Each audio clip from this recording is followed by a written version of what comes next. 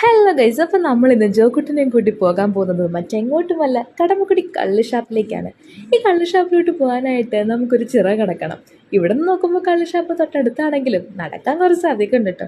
അങ്ങനെ നമ്മൾ കള്ള് ഷാപ്പ് എത്തി നോക്കുമ്പോൾ അവിടുത്തെ ആംബിയൻസ് ആയിരുന്നു ഹൈലൈറ്റ്.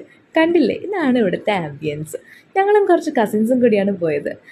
അവൻ്റെ ജോ ചേച്ചി ഇവിടെ എത്തിയൊരു ഹായ് ഒക്കെ പറയുന്നുണ്ട് കേട്ടോ. അപ്പം ഇങ്ങനെയാണ് ഗൈസ് നമ്മുടെ കള്ള് ഷാപ്പിലോട്ട് കള്ളെത്തുന്നത്. കണ്ടില്ലേ? പിന്നെ ഞാൻ അവിടുത്തെ കിച്ചണിലൊക്കെ പോയി അവിടുത്തെ ചേട്ടന്മാരെയൊക്കെ പരിചയപ്പെട്ടു.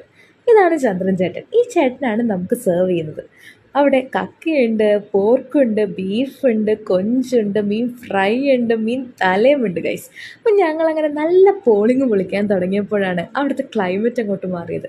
ഈ നല്ല കാറ്റത്തും മഴയത്തും വിശേഷമൊക്കെ പറഞ്ഞ് നല്ല പോളിംഗ് ഒക്കെ ചെയ്യാനായിട്ട് അടിപൊളിയായിരുന്നു. പിന്നെ കുറച്ച് നേരം ഞങ്ങൾ റീൽസൊക്കെ എടുത്ത് ഫോട്ടോ ഒക്കെ എടുത്ത് ടാറ്റ ബൈ ബൈ പറഞ്ഞ് എല്ലാവരും വീട്ടിലോട്ട് പോന്നു. അപ്പോൾ ഇന്ന്